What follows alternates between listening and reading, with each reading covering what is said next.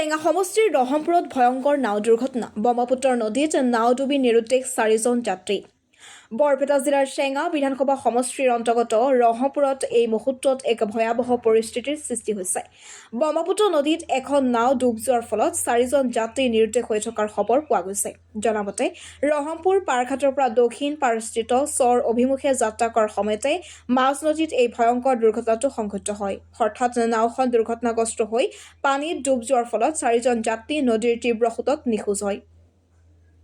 দুৰ্ঘটনাৰ খবৰ পোৱাৰ লগে লগে অঞ্চলটোত হাহাকাৰ পৰিস্থিতিৰ সৃষ্টি হৈছে স্থানীয় ৰাইজে উদ্ধাৰ কাৰ্যত অংশ লৈছে যদিও বৰ্তমানলৈকে 4জন যাত্ৰীৰ সন্ধান পোৱা নাই প্ৰশাসন আৰু উদ্ধাৰকাৰী দল ঘটনাস্থলীত উপস্থিত হৈ অভিযান আৰম্ভ কৰিছে বুলি জানিব পৰা গৈছে এই মুহূৰ্তলৈকে উদ্ধাৰ অভিযান অব্যাহত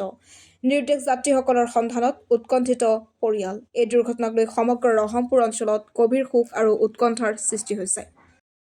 যিকোনো খবৰ আৰু বিজ্ঞাপনৰ বাবে যোগাযোগ কৰক 7896121996